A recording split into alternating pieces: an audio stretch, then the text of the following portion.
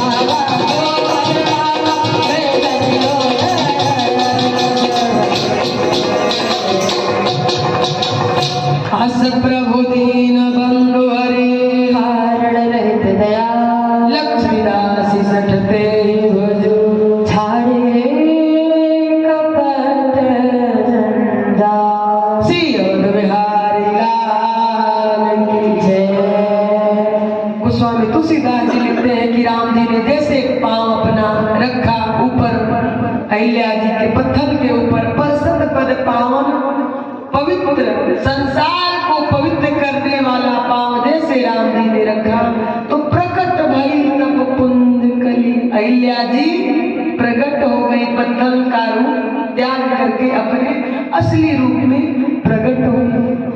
प्रगट भई तब पुंज कली, देखत रघुनायक जन सुखदायक, सन्मुख होई कर जोर गई। देखिए कि जिनके चरण कमलों से मुझे मुक्ति मिलनी थी, आज वो भगवान आ गए, उनके सामने कर जोड़ी रही। इतना भगवान को देख करके प्रेम में डूब गई है ना कि मुख नहीं आवत वचन कहे। इंसान जब अत्यधिक प्रेम में डूब जाता है तो उसके मुख से वाणी निकलना बंद हो जाता है। तो जब ये बंद हो जाता है, भगवान सामने आ जाए ना हो, इंसान कहता है मैं ये बताऊंगा, ये कहूंगा, ये शिकायत करूंगा। भगवान के सामने आते हैं ना, बोलती बंद हो जाएगी, मांगने की इच्छा ही फिर नहीं रह जाएगी। भगवान मेरे ऐसे हैं ना कि उनको निहार लेने के बाद ये संसार को निहारने के लायक इंसान बचता नहीं। जानत तुम्हें हो जाए, ये वाल्मीकि जी कहते हैं। मेरे राम से आगे की कथा में हम आपको सुनाएंगे। वाल्मीकि जी कहते हैं प्रभु आपको जो एक बार देख लिया, जान गया ना, तो जानत तुम ही हो जाए, फिर वो घर का नहीं बचेगा, फिर तो वो बस जहां बैठेगा तो बस राम राम राम, घर परिवार का त्याग कर देगा, जैसे मीरा ने त्याग कर दिया। तो भगवान को देखने के बाद कुछ और देखने की कामना रहती ही नहीं है, भगवान ही ऐसे। अहिल्या जी ने राम को देख करके बोल ही नहीं पा रही, जब मुख नहीं आओ तो वचन कहीं नहीं बोल पाई, तब नैनों से आंसू बहते हैं। मुख नहीं बोल पाता है तो नयन बोलता है। जुगल नयन जलधार बहे, नैनों से अश्रु की धारा बहने लगी।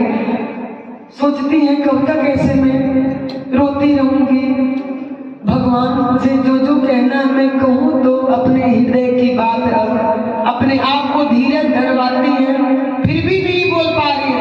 तब राम जी उनको आशीर्वाद देते हैं। राम जी का आशीर्वाद पा करके बोलना आरंभ करती है, कहती है प्रभु कि मैं कितना बड़भागी हूँ कि जिन चरण कमलों से गंगा जी निकली हुई है, आज वो चरण कमल संसार को पवित्र करने वाला। लोग कहता है ना एक बूंद गंगा जी डाल डाल करके हम लोग एक बूंद, दो बूंद, चार बूंद या इतना डाल करके जल में पीते हैं।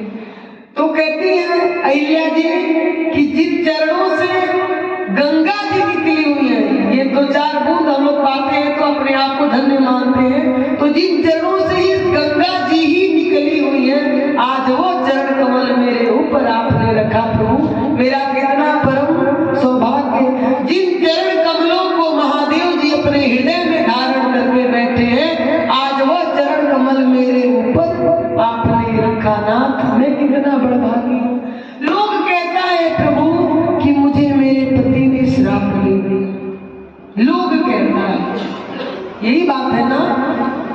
कैसे पत्थर हुई थी, उनके पति ने श्राप दिया था, गौतम जी ने श्राप दे दिया था, इसलिए वो पत्थर की हो गई थी। कहती अहिल्या जी प्रभु लोग कहते हैं कि मेरे पति ने मुझे श्राप दिया, लेकिन मैं कहती हूँ ना कि मुनि श्राप जो दीना अति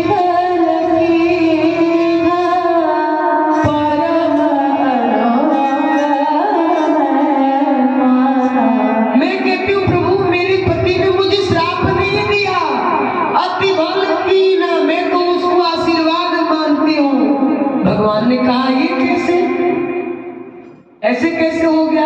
अहिल्या जी कहती है प्रभु जिसके श्राप के कारण आपका दर्शन मिल जाए तो वो श्राप है कि आशीर्वाद है। किसी के श्राप के कारण अगर आपका दर्शन मिल जाए तो वो श्राप है कि आशीर्वाद है। आशीर्वाद तो मुनि श्राप जो दीना अति बल कीना। मेरे पति ने मेरा भला किया, मुझे श्राप नहीं दिया। वो श्राप नहीं देते तो इन नयनों से आज मैं आपका दर्शन नहीं पाता। एक कृपा करिए नाथ। मेरे राम से अहिल्या जी वरदान मांगती है, कहती है प्रभु मैंने ये जो गलती किया ना, जिसके कारण मैं पत्थर की बनी हूं, ये मैंने गलती इसलिए किया क्योंकि मेरा मन आपके चरणों में नहीं था। कौन कौन जानता है पत्थर बनने का कारण? पत्थर की नारी बनी थी, क्या कारण है? कौन कौन जानता है? चलिए अति सुंदर, जो नहीं जानता मैं क्षमा चाहती हूँ, ये मैं बता भी नहीं सकती। ठीक, बस इतना समझिए कि श्राप कुछ हम गलती किए तभी हमको श्राप मिला है। तो वो कहती है प्रभु मैंने जिस गलती के कारण ये पत्थर का शरीर पाया था, ये गलती हमसे इसलिए हुआ था क्योंकि मेरा मन आपके चरणों में नहीं था। अगर मेरा मन आपके चरणों में होता तो हमसे गलती नहीं होती। तो एक कृपा करिए नाथ कि पद कमल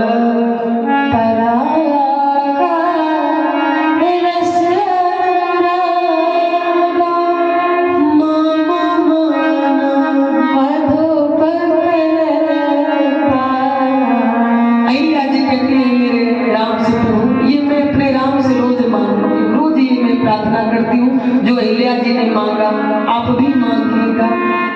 अहिल्या जी कहती प्रभु जिस प्रकार भंवरा ना पुष्पों के रस को खींचता रहता है, लेता रहता है, ग्रहण करता है और एक दिन उसी पुष्प में समाप्त हो जाता है, उसी प्रकार में मेरा मन आपके चरण रूपी जो चरण है आपका नाम, इस चरणों में जो खुशबू है, इन चरणों में उन खुशबू को मेरा मन भंवरा बन करके लेता